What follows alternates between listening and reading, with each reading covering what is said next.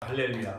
자, 오늘은 5월의 첫 번째 주일, 어린이 주일인가 동시에 또한 내일이 어버이날이기 때문에 오늘은 가정의 주일, 첫 번째 주일, 가정과 부모 공경이라는 제목으로 저와 여러분들이 함께 은혜를 나누고자 합니다. 자, 5월이 다가오면은 우리가 무엇보다도 가장 먼저 떠오르는 것이 5월 5일 어린이날. 우리가 어제 그저께 5월 5일 날 천안지역 어르신을 위한 사랑의 나눔 축제를 하였지요. 유명한 서울에 있는 목사님이자 또한 가수, 또한 시각장애인 목사님들 오셨고요.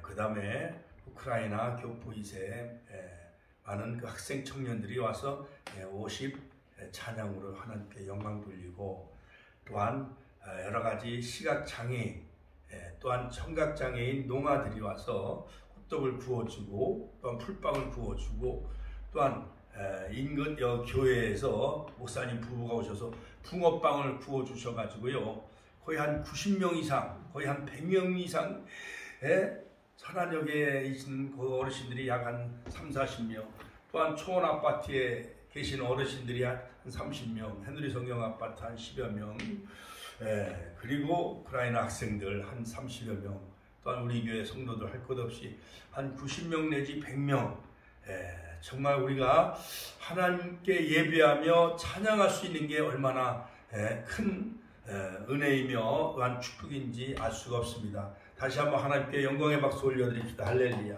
그리고 5월이 다가오면은 가장 먼저 떠오르는 것이 바로 5월 8일 어버이날이죠. 자, 여러분 유명한 수필가였던 피천득 그 교수님은 바로 5월이라는 시에서 5월은 금방 찬물로 세수를 한 21살 청신한 얼굴이다. 하얀 손가락에 끼어있는 빛이 가락지이다. 5월은 앵두와 어린 딸기의 달이요, 5월은 모란의 달이다. 그러나 5월은 무엇보다도 실록의 달이다. 라는 그러한 그 아름다운 시를 그의 책에서 소개하고 있습니다. 또한 훌륭한 시인 노천명 시인은 바로 5월은 계절의 여왕이다 라고 그렇게 표현한 것을 볼 수가 있습니다. 그러므로 5월 15일은 스승의 날, 5월 20일은 또 부부의 날이기도 하지요. 자, 여러분 무엇보다도 5월을 영어로 May라고 합니다. 같이 한번 따라서 May. 4월은 지나가고 이제 부활절이 지나가고 이제 5월은 이제 May라고 하지요. 자, 그래서 이 말은 청춘이라는 뜻인 것입니다. 5월은 바로 영어로 May라고 하는데 그 말의 뜻은 바로 청춘이라는 뜻이라는 것입니다. 연중 가장 좋은 계절이라는 말이죠. 그래서 어느 시인은 5월은 바로 나머지 11달과 바꾸자고 해도 바꿀 수 없는 달이라고까지 했습니다. 그래서 그런 5월은 바로 가정의 달이죠. 자, 그러므로 오늘은 바로 이 어린이 주일, 또한 내일 어버이날을 맞이하면서 우리가 이제 가정의 주일, 첫 주일을 맞이하게 되어지는데, 하나님이 천지를 창조하실 때 가장 위대한 창조물이 있는데 바로 그것은 바로 첫 번째 에덴의 가정이었던 것이었습니다. 바로 하나님은 바로 이 세운 가정은 바로 하우스, 집이 아니라 바로 집은 동물에게도 있습니다. 그러나 이 가정은 바로 홈, 바로 패밀리, 가족이라고 하는데, 이 패밀리, 가족이라는 영어 그 알파벳을 살펴보면은 바로 Father and Mother, I love you. 같이 한번 따라서 하실까요? Father and Mother, I love you. 같이 한번 I love you. 나는 당신을 사랑합니다. 나는 당신인 부모, 아버지와 어머니를 사랑합니다. 이것이 바로 첫 글자를 이렇게 합성해서 패밀리라는 가족이라는 그 영어 단어가 생겨나게 되어졌다는 것입니다. 태초에 가정은 집이 없었습니다. 물질과 명예와 권력의 욕심도 없었습니다. 태초에 가정은 하나님을 사랑하고 또한 순종하였으며 부부간에 성결했습니다. 그러나 하나님의 말씀에 불순종하여 가정은 의심과 불신과 미움이 가득해 불평이 찾아오게 되어졌지요. 이로 인해 가정이 깨어지기 시작을 합니다.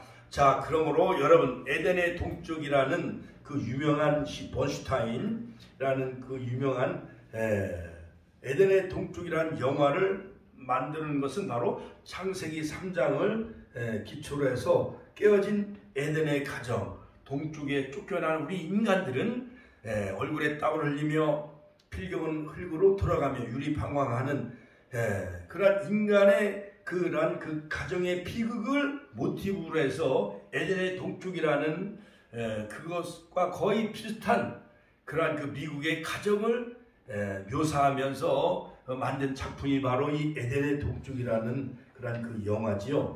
자, 여러분, 무엇보다도 1852년 4월 10일 한 미국인이 아프리카 알제리에 가서 튀니지에 이제 선교 사역을 하다가 그가 일생을 마치게 되어집니다. 그로부터 약 31년 후 미국 정부는 이 사람의 유해를 모셔오게 되어지는데 드디어 이제 해군 군악대가 이제 뉴욕 항구에서 빰빰 빠바바밤 빰빰 빠바바밤 군악대가 울려 퍼지면서 한 유해가 뉴욕 항구에 도착을 하기 시작을 합니다. 군함이 뉴욕 항에 들어오자 많은 사람들이 개선 장군을 영접하듯 환영합니다. 군악대 밴드가 추가를 연주하고 또한 축포가 우렁차게 울려 퍼졌습니다.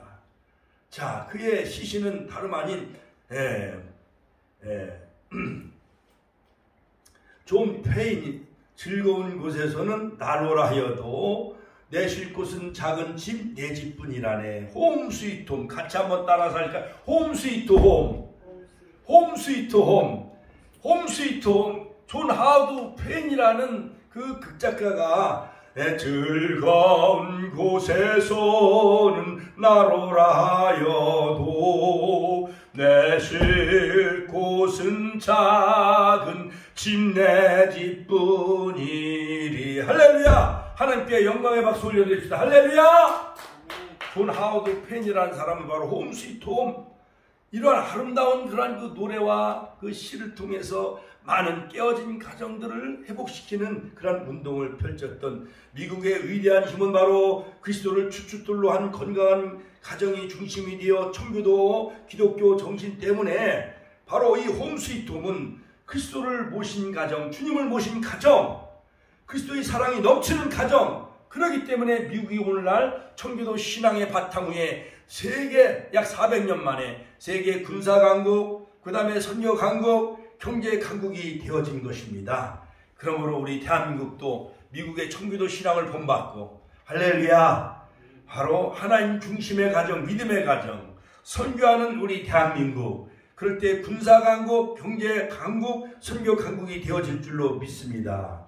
클린턴 가드너라는 사람은 사회학자였는데 모든 것을 다 이뤄도 가정이 이르면 모든 것을 다 이뤄도 가정이 있으면 아직 다 이룬 것은 아니지만 모든 것을 다 가져도 물질, 권력, 명예를 가져도 가정을 잃고 깨어지면은 모든 것을 다 잃는 것이라고 했습니다. 그렇습니다. 가정이 무너지면 다 무너지는 거예요. 아무리 재벌, 아무리 정치, 아무리 훌륭한 교수, 아무리 훌륭한 사회의 명예와 권력을 차지한다 할지라도 가정이 깨어지고 무너지면은 그의 인생은 망가질 수밖에 없는 거예요.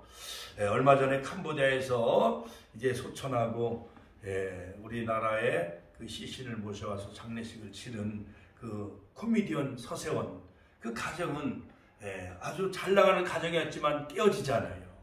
그의 마지막 말로도 비참하잖아요. 그러므로 우리의 삶의 기반이 무너지고 삶의 의미도 무너지고 삶의 의욕도 무너지는 거. 뭐가 무너지면? 가정이 무너지면. 자, 그러므로 여러분, 옛날에는 전통 그 가정 문화, 효의 문화였어요. 효의 문화. 할아버지 할머니도 모시고 부모도 공경하고 그렇게 가정에 자녀들이 자부 며느리들이 바로 부모와 시부모와 시할머니 또한 시할아버지 등 얼마나 극진하게 잘 모셨습니까? 자, 여러분, 지금은 자꾸 했습니다만 테레사 수녀가 노벨 평화상을 받는 날이었습니다. 어느 기자가 세계 평화를 위하여 가장 긴급한 일이 무엇이냐고 물었습니다. 테레사 수녀가 웃으면서 말하기를 선생님 빨리 집에 가서 가정을 돌보세요 라고 대답을 했다는 것입니다.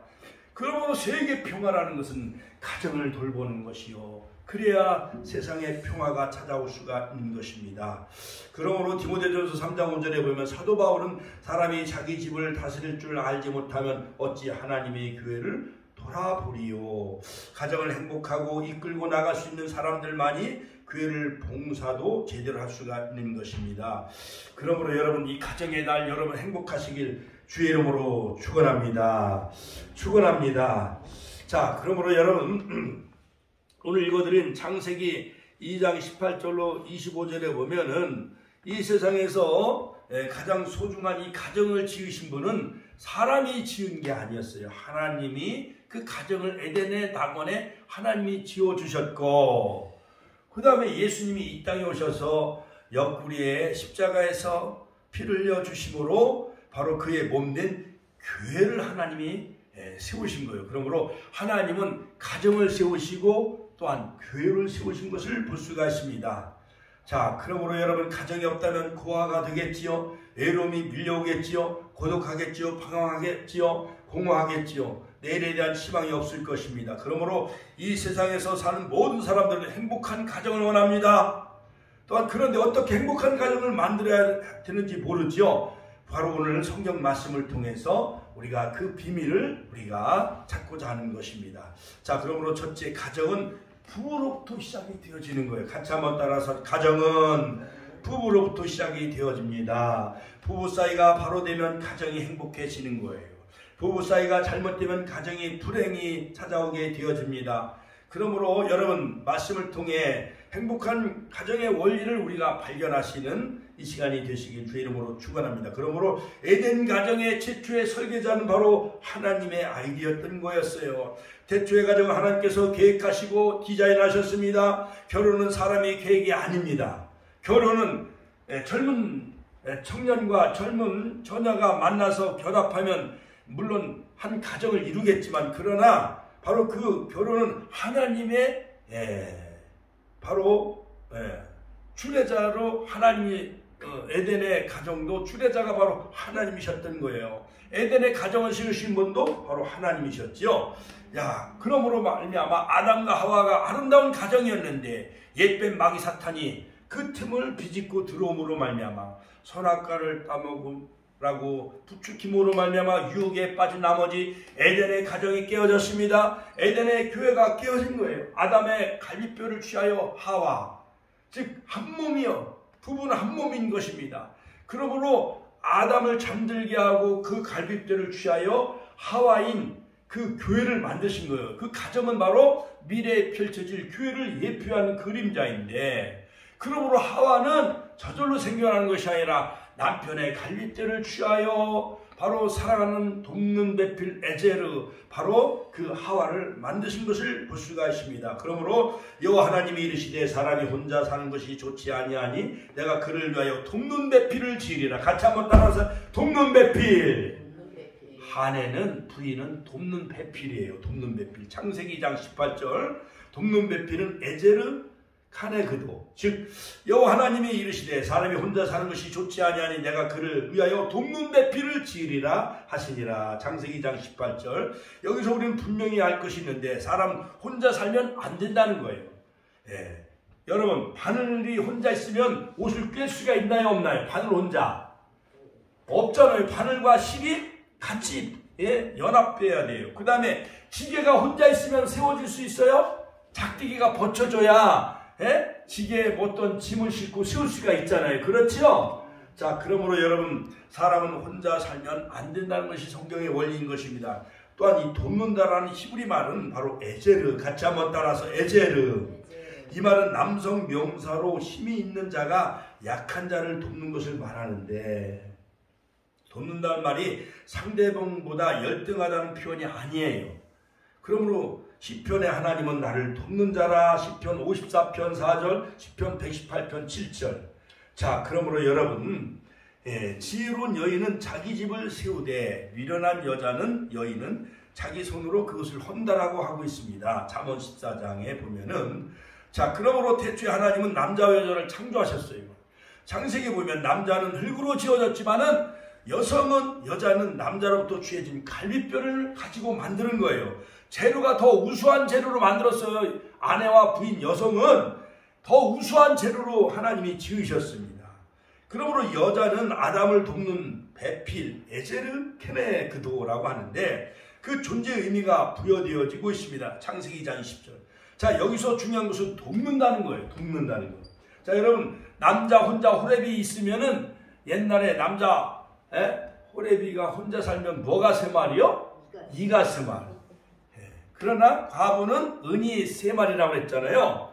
그처럼 바로 남자는 혼자 있으면 꾀죄죄하고 냄새나고 더러울 수밖에 없어요. 자, 그러나 바로 이 돕는 배필 여자가 있어야 돼요. 그러므로 에제르라는 것은 에제르 케네게드라는 것은 돕는 배필이라는 거예요.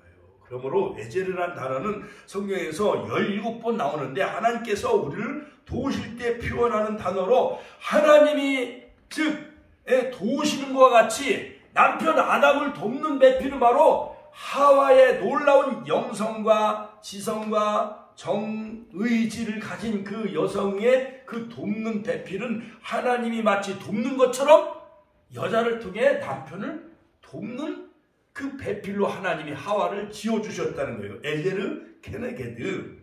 자, 그러므로 여러분, 이 에제르라는 단어는 여자에게 사용되었다는 것은 그만큼 여성에게 주어진 사명이 위대하고 영광스러운 것임을 말해주고 있습니다. 그러므로 이 에제르라는 이 단어는 단순한 어시스트, 조력자가 아니에요. 예를 들어서 밥만 해주는 조력자, 아침상, 저녁상을 차려주는 이 조력자, 그런 의미가 아니라 구원자, 같이 구원자, 보호자라는 뜻이에요. 구원자, 보호자. 하나님이 구원해 주듯이, 하나님이 보호해 주듯이 그러한 따뜻한 그 보혜사와 같이 돕는 자, 헬퍼. 그 다음에 카운셀러, 상담자와 같이. 그 다음에 티칭, 가르치는, 영적으로 가르치는 유대인들은 여성을 중요시 여겨요. 유대인 여성이 난 자녀는 다 유태인의 족보에 올라가요. 자, 그것처럼 이 에제르라는 것은 구조자, 구원자, 보호자라는 의미를 가지고 있습니다. 그러므로 에제르는 결코 종속의 개념이 아니라는 거예요. 그러므로 케네그도는 마주서서, 즉 에제르, 돕는 배필은 마주서서 상대방을 마주서서 돕는다는 그런 뜻이에요. 인격적으로 동등한 위치에서 남성과 여성은 동등한 그러한 그 인격을 적으로 대우받아야 된다는 것이죠. 자, 그러므로 돕는 배필은 마주서서 도와주는 자라는 뜻이에요. 에제르, 그 다음에 케네게드, 마주서서 도와주는 자, 인격적으로 동등한 거예요. 옛날 우리 조선시대 500년 역사는 여성은 이름도 지어주지 않았어요. 여성을 너무 천시했어요. 그래서 2조 500년 유교 문화가 망하고 마른 거예요. 일본에 의해서 패망하게 되어지죠. 자, 그러므로 서양의 문화는 다 여성을 ready first, 항상 여성을 존중히 여겨요. 자, 그러므로 여러분, 에제르라는 것은 바로 약한 자를 돕는 자, 즉 하나님이 돕는 자라는 과 같은 표현이에요. 그러므로 주는 나의 도움이 되셨나니 시편 27편 9절. 그는 나의 도움과 방패가 되신다. 시편 33편 20절. 자, 그러므로 옛날 시골 농사도 보면 텃밭이나 뭐 논에서 일을 할 때 항상 남자들이 일을 하지만은 여성이 가서 같이 일을 해요, 안 해요? 해고 밥은 누가 줘서 나와요? 안에 여자가 다 밥을 지어서 내오잖아요. 그래서 부부가 협력해야 농산일도 해나갈 수가 있는 거예요. 자, 그러므로 여러분, 하나님이 약한 분이 아니잖아요. 하나님이 강한 자이잖아요. 그것처럼 돕는 자라는 것은 여성은 더 강하고 위대하다는 거예요. 그러므로 여자는 약하나 어머니는 강하다, 그런 표현이 있잖아요. 자, 그러므로 남편은 아내의 도움이 반드시 필요합니다. 남편 아내의 도움이 없다면 자녀를 잘 양육할 수가 없어요. 남편 아내의 도움이 없으면 행복한 가정을 이룰 수가 없습니다. 성경에 나오는 인물들 중에 아내의 도움이 없어 무너진 자들이 너무나도 많이 있어요. 엘리 제사장의 자식의 두 아들 홈리와 비나스는 제사장이란 직책은 물려주었지만 정작 영성과 그 믿음은 물려주지 아니함으로 말미암아 홈리와 비나스는 다 패른 불량자가 되어지고 말아요. 자, 그러므로 엘리의 아들들은 행실이 나빠 여호와를 알지 못하였다. 사무엘상 2장 12절 말하고 있습니다. 성경 이사야에 엘리 제사장의 부인의 이름이 나오지 않고 있어요. 자, 여러분, 솔로몬은 아버지의 은혜로는 하나님께 큰 축복을 받았습니다. 그러나 그는 아내의 도움을 받지 않고 첩이 무려 1000명이나 되어서 솔로몬의 첩이 1000명.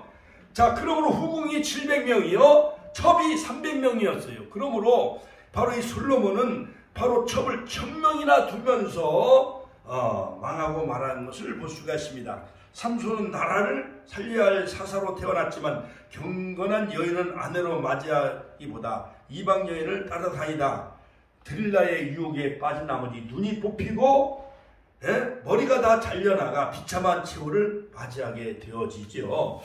자, 여러분, 그러므로 아브라함은 사라의 도움으로 이삭을 낳고 믿음의 조상이 되어지는 것을 볼 수가 있습니다. 그러므로 아브라함이 혼자 애를 낳아요. 누가 낳았어요? 이삭을 누가 낳아요? 사라가 90세에, 아브라함은 남편은 100세에. 그러므로 우리 윤장훈 권사님, 자녀는 누가 낳아요? 아내가 낳아요? 남편이 낳아요? 여자가 낳지요. 할렐루야. 하나님께 영광의 박수 올려드립시다. 할렐루야. 자, 그러므로 여러분, 이 보아스는 룻의 도움을 받아 이세를 낳고 다윗의 혈통을 이어가고, 이방 여인 바로 이 룻은 하나님의 족보, 마태복음 5장에 보면 이방 여인 룻은 예수님의 족보에 들어가는 그러한 영광을 누리게 되어지지요. 사가라도 엘리사벳의 도움으로 세례 요한을 낳게 되어지고, 요셉은 마리아의 도움으로 성령으로 예수님을 낳게 되어지는 것을 볼 수가 있습니다. 그러므로 남편은 아내의 도움이 필요한 거예요. 같이 한번 따라서 할게요. 남편은 아내의 도움이 필요하다. 성경에는 가정의 머리는 남편이라고 말하고 있습니다. 자, 그러므로 하와가 여자가 선악과를 따먹은 후에 하나님으로부터 받은 저주는 두 가지예요. 첫째는 해산의 고통이 커졌고, 또 하나는 남편을 사모하게 되어지지요. 자, 그러므로 두 번째 바로 이 하나님이 세우신 이 가정 두 번째, 이 부부관계의 비극은 서로 돕는 자로 있지 않고 서로 이용하려고 할 때 생기는 거예요. 가정의 비극은, 같이 한번 따라서 할까요? 가정의 비극은 서로 도우려고 하지 않고 서로 이용하려고 할 때 생기는 거예요. 그러니까 남편의 모든 보험금을 노려가지고 다른 내연남하고 사귀어가지고 자기 본 남편을 죽이고 계곡살인이 그런 게 생겨나잖아요. 그래서 징역 막 무기징역 같은 걸 막 형벌을 받았잖아요. 그러니까 이 세상은 너무 이상한 세상이요. 성경대로 살아가요? 거꾸로 살아가요? 청개구리 마냥 요즘 세상은 가정이 다 거꾸로 돌아가. 남편 있음에도 내연남을 이용해가지고 보험금을 노리기 위해서 계곡살인을 저지르고, 이런 어처구니 없는 일들이 많이 생겨나게 되어집니다. 자, 그러므로 행복한 가정은 내 이기심을 버리고 내가 도우려고 할 때 생기지만은 이기심이야말로 가정의 최고의 비극인 것입니다. 그러므로 하나님은 아담을 위해 돕는 배필 하와를 지으셨어요. 아담에게로 다가갔습니다. 여호와 하나님이 아담을 깊이 잠들게 하신 후에 잠들매 그 갈빗대를 하나를 빼서 살로 대신 채우시고, 창세기 2장 21절. 어떤 분들은 이 구절을 하나님께서 채취에 수면 마취를 하신 의사셨다라고 이렇게 또 해석을 하는 분이 계십니다. 자, 그러므로 여호와 하나님이 아담에게서 취하신 그 갈빗대로 여자를 만드셨고 그를 아담에게로 이끌어 오셨다. 창세기 2장 22절. 그러므로 여기서 여자는 히브리 말로 이샤, 같이 한번 이샤. 이 뜻은 부드럽고 섬세하다는 뜻이에요. 그러므로 하와는 부드럽고 섬세하며 분명히 돕는 자, 에제르, 부드럽고 섬세한 자예요. 그러므로 아담은 흙으로 지었지만은 돕는 배필인 이 하와는 갈빗대 더 우수한 재질로 지었기 때문에, 남편의 갈빗대를 취하여 하와를 만들었기 때문에 둘이는 한 몸이다. 같이 두 부부는 한 몸이라는 거예요. 아내는 부드러워야 합니다. 이것은 강함 속에 약함이라고 말하는 거예요. 그러니까 여성이 막 대들고 막대기 들고 남편과 싸우려고 하면은 남편은 더 화가 내. 오히려 여자는 남편의 가슴에 얼굴을 파묻고, 그대 가슴에 얼굴을 파묻고 하염없이 눈물을 흘리면 남자는 다 약해지는 거야. 아내의 눈물에. 할렐루야. 하나님께 영광의 박수 올려드립시다. 할렐루야.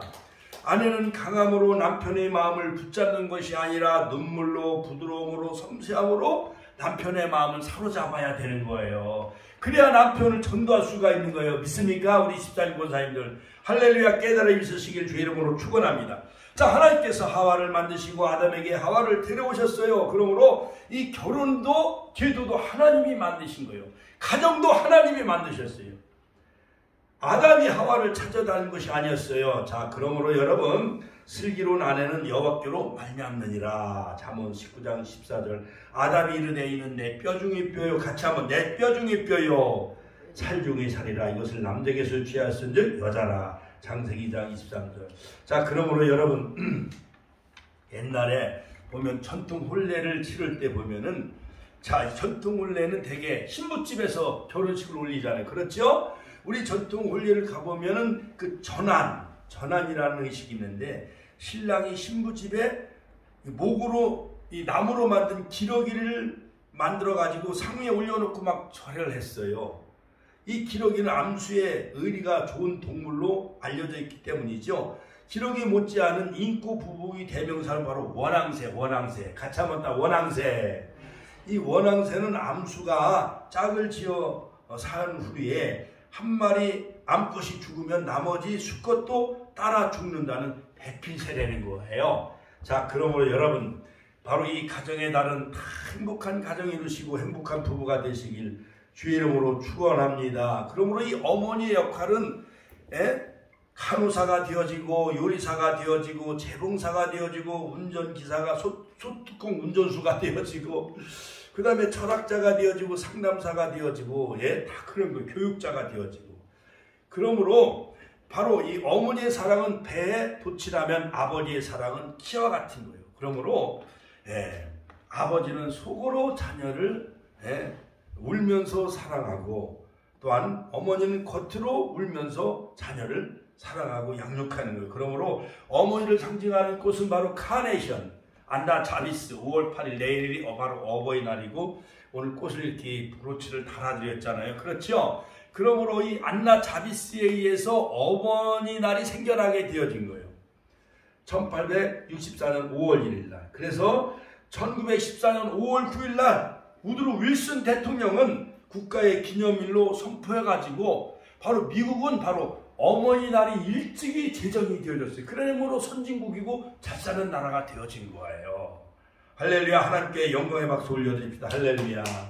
바로 그 어머니는 앤 마리아 리브스 자비스라는 여사는 사회운동가였고, 남북전쟁 시대에 바로 그 자비스의 어머니 앤 자비스 리브스 앤 마리아 리브스 자비스라는 그 어머니는 늘 주일학교 선생님이셨던 거예요. 자, 그래서 그 안나 자비스가 바로 어머니는 돌아가셨지만은 그 어머니날이 제정되자 바로 어머니 영정에 하얀 카네이션을 드린 그것이 유래가 되어져서 살아계신 어머님께는 빨간 카네이션을 달아드리고, 돌아가신 어머님이 안 계신 곳에는 그 영정에 하얀 카네이션을 이렇게 바치는 그러한 그 전통이 생겨나게 되어졌다는 거예요. 자, 여러분, 우리나라가 일제시대에 이흥렬이라는 청년이 있었어요. 이 청년은 일본에 가서 공부를 하러 갔는데 피아노가 없었습니다. 음악 공부가 잘 되지 않아서 어머니에게 편지를 씁니다. 어머니, 피아노가 없어서 음악 공부를 할 수가 없으니 피아노 한 대를 사달라고 편지를 보냈습니다. 어머니가 홀로 아들을 기르는데 피아노를 살 만한 돈을 마련하기 위해, 그래서 어머니는 산에 올라가 어머니가 솔방울을 모아서 따가서 그것을 팔기 시작을 합니다. 손에는 막 피가 흘렀어요. 이흥렬 그 어머니가. 왜냐? 솔방울을 따가서 팔아가지고 아들 뭘 사주려고? 피아노를 사주려고. 그래가지고 그때 당시에 일제시대에 솔방울 얼마나 많이 따서 팔았는지 돈 400원을 벌었다는 거예요. 그 400원을 모아가지고 일본에 유학간 아들 이흥렬 그 아들에게 돈을 붙여줬어요. 그래서 야마 피아노 이와 같은 피아노를 사가지고 이제 늘 치면서 늘 그 공부를 열심히 했습니다. 그래서 이흥렬이란 그 아드님이 제일 먼저 작곡한 그 곡은 바로 어머님의 마음이었던 것이었습니다. 바로 솔방울을 따서 일본에 그 돈을 붙여줌으로 야마 피아노를 사가지고 연습해가지고 훌륭한 그 음악가가 되어졌는데 바로 그 이영렬 씨가 작곡한 그 곡이 작곡하고 양주동 씨가 작사한 그 곡이 바로 나 실제 괴로움 다 잊으시고 길을 째 밤낮으로 애쓰는 마음 진자리 마른 자리 같이 불러요. 가라니 쉬며 손발이 다 닳도록 고생하시네. 다같이 하늘 아래 그 무엇이 넓다 하리요. 어머님의 희생은 가엾어라. 어려선 안고 업고 얼러주시고 자라선 문기되어 기다리는 마음 그릇들 싸 알을 싸 그릇들 싸 자식 생각에 고우시던 이마 위에 주름이 가득 땅 위에 그 무엇이 높다 하리요. 어머님의 희생은 지극하여라. 사람의 마음속에 온가지 소원 어머님의 마음속엔 오직 한 가지 아낌없이 일생을 자식 위하여 살과 뼈를 깎아서 바치는 마음 인간의 그 무엇이 거룩하리요. 어머님의 사랑은 그지없어라. 할렐루야. 하나님께 영광의 박수 올려드립시다. 자, 그러므로 여러분 어떻게 우리가 부모를 공경해야 되는가 짧게 하고 이제 마치겠습니다. 낳아주시고 길러주신 부모님의 은혜를 잊지 말아야 돼요. 그러므로 우리 자녀들은 바로 생명 그 핏덩이를 누가 낳아주신 거예요? 어머니가 낳아주신 거잖아요. 부모님의 살과 피를 우리가 물려받은 거잖아요. 그러므로 낳아주시고 길러주신 부모님의 은혜를 잊지 말아야 되는 거예요. 그러므로 바로 이 효라는 것은 뭐냐? 영어로 필리얼 파이어티라고 하는데 필리얼 파이어티 같이 한번 따라서 하니까 필리얼 파이어티 효라는 것은 뭐냐? 공자가 쓴 말인데 인류의 으뜸가는 덕목은 바로 효라고 했어요. 그러므로 조선시대 태계 이황 선생은 백행지원이다. 백행의 근원은 바로 효다. 또한 백행지수다. 백행의 모든 행동의 그 첫째의 그 가장 으뜸은 바로 백행지수는 효다라고 그렇게 가르쳤습니다. 자, 그러므로 여러분 옛날에 저 전라남도 여수의 최남단에 백기를 타고 8km를 가면 돌산면 경울이라는 섬마을이 있었다는 거예요. 딸랑 그 섬에는 세 채밖에 살지 않았는데 거기에 33살 난 박송이라는 어머니가 14살 된 딸을 공부시키기 위하여 8km나 100기를 노를 저어서 6년 동안 딸을 그렇게 가르쳤고 키웠다는 거예요. 자,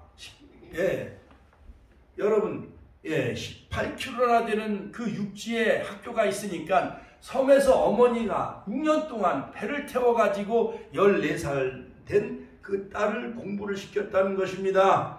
그래서 KBS 텔레비전에서 나오게 되어졌는데 그리고 밭농사를 지어 생계를 이어갔고 새벽마다 어머니가 노를 지어 딸을 육지에 이제 학교에 내려주면 딸은 돌아가는 어머니의 모습을 보고 울었다는 거예요.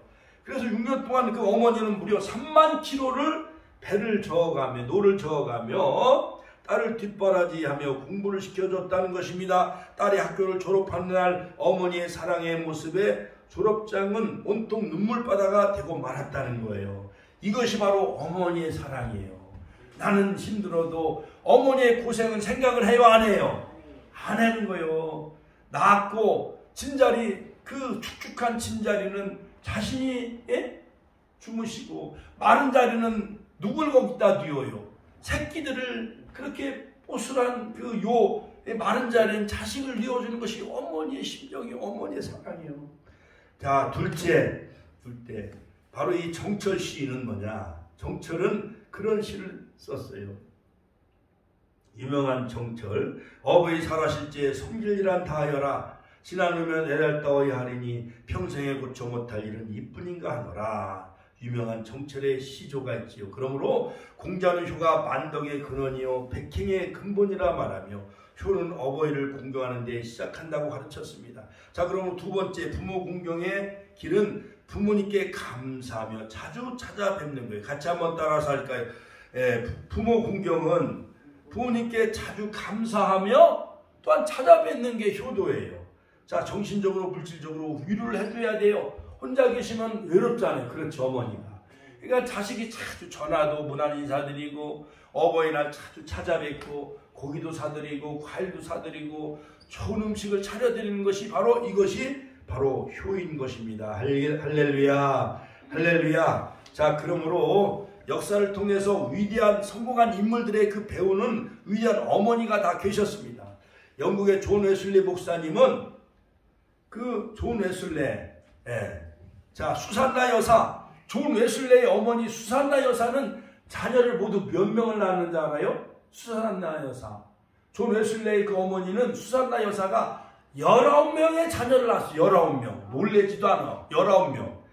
자, 그 중에 바로 존 웨슬리 목사님이 태어나게 되어졌고 찰스 웨슬리와 함께 영국을 복음화시키는 훌륭한 그 어머니 수산나 여사가 있었기에 바로 존 웨슬리가 영국을 복음화하는 훌륭한 목사가 되어진 거예요.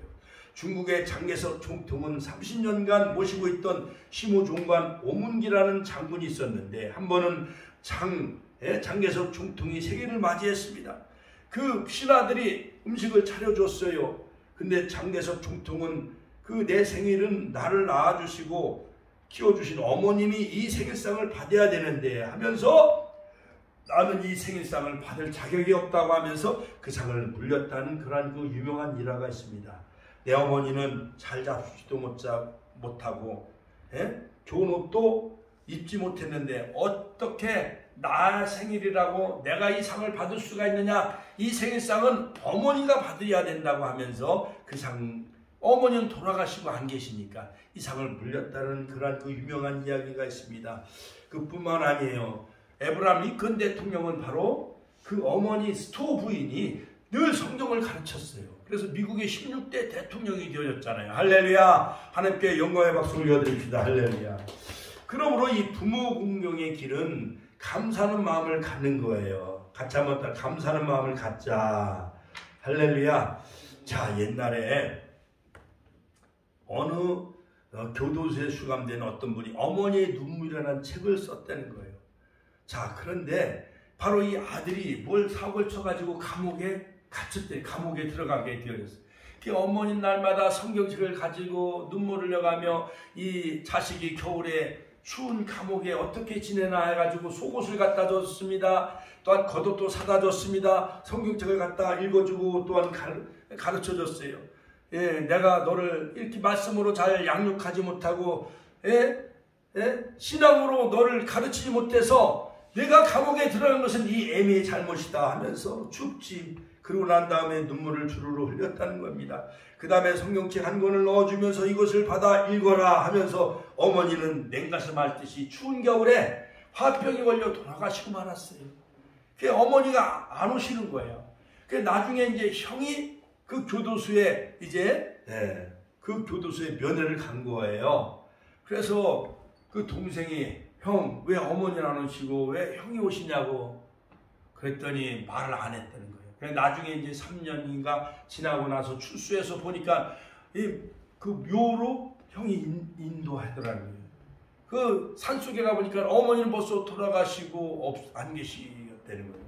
너 때문에 화병이 걸려 어머니가 추운 겨울에 화병이 걸려 돌아가시고 말았다는 거예요. 그래서 그가 성경책을 읽고 또 묘에 찾아가서 어머니에게 인사를 드리고 그가 어머니를 이불로 그 묘를 싸드리고 너무너무 감사해서 이제 자기를 옥발하지 하면서 돌아가신 그 어머니께 감사하면서 성경책을 읽고 훌륭한 주의 종이 됐다는 그러한 그 일화가 있습니다. 할렐루야. 하나님께 영광의 박수 올려드립니다. 할렐루야. 자, 그러므로 바로 어머니의 사랑은 감옥에 간 아들도 변화시키는 거예요. 원수도 변화시키는 거예요. 할렐루야. 자, 그럼 로마서 12장 10절 형제를 사랑하며 서로 우애하고 존경하기를 서로 먼저 하라. 그리고 부모 공경의 길은 뭐냐? 그뿐 아니라 효도한다는 것은 부모와 자주 만나야 되는 거예요. 같이 자주 만나야 된다. 같이 한번 따라서 하실까요? 부모 공경은 자주 만나야 되는 거예요. 멀리서 전화만 하면 안 돼. 그리고 통장으로만 많이 넣어주면 괜찮은데 적게 넣어주면 또 안 돼. 그러니까는 부모는 늘 자식을 보고 싶어요? 안 보고 싶어요? 부모는 날마다 그 손자들을 보고 자식을 보고 싶은 거예요. 건강하게 자라고 있는 아들과 딸, 그 다음에 손자, 손녀를 보고 싶어 하는 것이 부모의 심정이요. 그러므로 잠언서 23장 25절 네 부모를 즐겁게 하며 너 낳은 어미를 기쁘게 하라. 할렐루야. 자, 그러므로 사랑하는 성도 여러분, 또한 세 번째, 정신적으로 부모에게 위로를 해드려야 되는 거예요. 그리고 힘을 더 주고 물질적으로 필요하면 또한 용돈, 경제적으로, 물질적으로 도와드려야 돼요. 우리 처남은 얼마나 효자인지요. 10아들이 다 그 처남을 따라가지 못해. 용돈도 한 달에 막 100여만 원씩 용돈도 많이 주고요. 좋은 옷도 다 사드리고 모든 막 해외에서 돈을 많이 벌어가지고 어머니에게 수억 원을 지원해 주는 거예요. 그러니까 어머니가 그걸 갖지 못하니까 딸들에게 또 나눠주는 거야. 그뿐만 아니야. 그 저남이 어머니 일주일에 한 번씩 꼭 뜨뜻한 물로 목욕을 시켜드려, 아들이. 그러니까 딸들이 하지 못하는 걸 그 큰아들이 다 해준단 말이에요.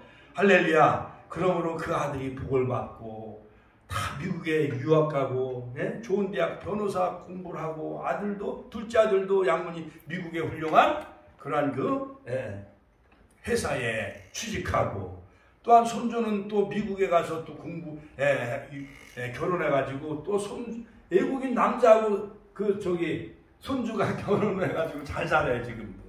그 정손을 낳았는데 영어도 잘하네, 엘리사요. 얼마나 아주 영어를 잘하는지요. 할렐루야. 부모에게 효도하면 복을 받습니다. 할렐루야. 어느 도시에 살고 있는 도시 효자가 있었어요. 그 시골에 굉장한 소문난 효자가 있다는 말을 듣고 시골로 한번 찾아가 봤어요. 자, 그런데 어떻게 시골 효자가 부모에게 효도하는가? 자, 찾아가 봤는데 이 아들이 산에서 하루 종일 나무를 해가지고 저녁에 이제 지게 그 나무를 이제 한 짐 짊어지고 집에 오니까 어머니가 부엌에서 불이 나게 뛰어나와서 뜨뜻한 물로 대야에 물을 가져다가 아들 발을 씻겨주는 거예요. 그러면서 그 아들을 발을 막 씻겨주는 것이었습니다. 그래서 이 도시 효자가 이 고얀 놈 하면서 막 화를 내니까는 이 효자가 이름난 효자라고 했는데 와보니까 이건 불효자네 이렇게 말을 하니까는 나는 효도가 뭔지는 모르지만 그러나 우리 어머니가 좋은 일을 하니까 나는 그걸 받을 뿐입니다. 당신 내가 효자란 말을 들었는데 이제 보니까 고약한 놈이건 이 노모를 이렇게 부려먹는 법이 어디 있어? 그 도시 효자가 막 화를 냈어요. 그러니까 그 사람이 하는 말이, 나는 내가 효자인지 아닌지는 나는 모르지만은 그러나 우리 어머니가 내 짐을 어머니가 받쳐 내려주고 어머니가 내 발을 씻어주는 것이 그렇게 좋아하시니까는 난 어머니를 즐겁게 해드릴 뿐이다 라고 얘기했습니다. 그래, 난 어머니가 좋아하는 일을 하는 것 뿐입니다 라고 말했습니다. 그러자 이는 그 도시 효자가 큰 마음의 충격을 받았어요. 자기는 도시에서 어머니에게 굉장한 효도를 한 것으로 알고 있었는데 어머니를 즐겁게 하는 것이 아니라 내가 즐거워하는 일을 하고 있었다는 거예요. 어머니가 싫은데도 억지로 막 양식을 사주고 어머니가 싫어하는 옷을 막 입혀주고, 그러니까 어머니를 즐겁게 하는 게 아니라 자기 기분에 따라 그렇게 어머니를 효도했는데 어머니는 싫어했다는 거예요. 자기가 좋아하는 일을 했기 때문에 어머니를 강제적으로 효도를 받도록 강요했다는 거예요.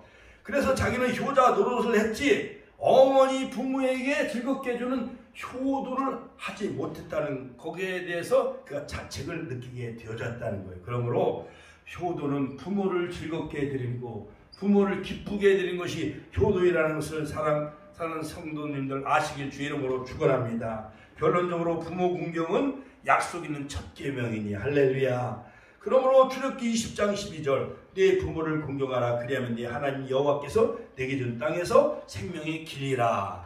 에베소서 6장 1절 3절에 보면 자녀들아 너희 부모를 공경하라. 이것이 약속 있는 첫 계명이다 라고 에베소서 6장에도 우리에게 분명히 말씀하고 있잖아요.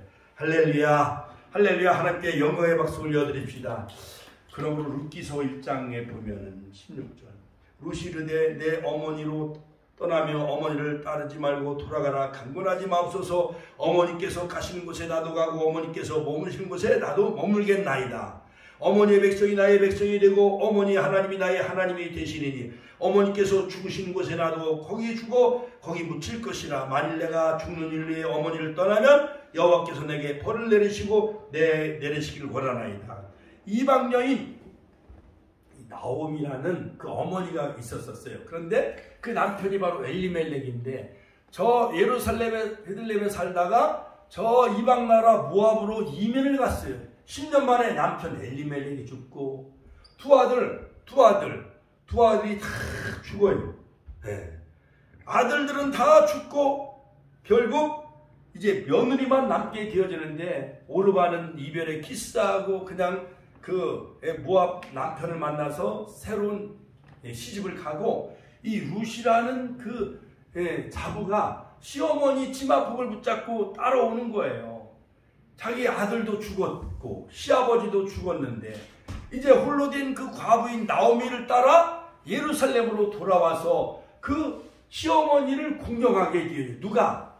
이방여인 룻이. 누가? 룻이. 그래가지고 룻이 이제 유력자인 그 엘리멜렉 자기 죽은 남편의 가까운 사촌인가 되는 그 보아스를 만나가지고 그 논에서 이삭을 줍고 거기서 잠을 자고 하면서 보아스를 만나가지고 다윗 왕을 낳아요. 할렐루야. 하나님께 영광의 박수 올려드립니다. 그러니까 룻은 자보로서 며느리가 시어머니를 공경하러 시어머니를 따라 예루살렘 베들레헴으로 돌아왔는데 거기서 새로운 그 남편이 보아스를 만나 다윗 왕을 낳는 큰 영광의 그 가문을 잇는 축복의 그러한 그 여인이 바로 룻기서에 등장하고 있는 것을 볼 수가 있습니다. 할렐루야. 할렐루야. 자, 그러므로 바로 신명기 5장 16절에 보면 너는 내 하나님 여호와께서 명한 대로 네 부모를 공경하라. 그러면 네 하나님 여호와가 네게 준 땅에서 내 생명이 길고 복을 누리리라. 그러면 효도하면 생명이 길고 복을 누리는 것이 바로 하나님이 약속한 첫 계명이라는 사실을 꼭 믿으시고 늘 부모에게 효도하는 그런 우리 축복의 권속과 가족들이 다 되시기를 주님의 이름으로 축원합니다. 축원합니다. 주여 보내시네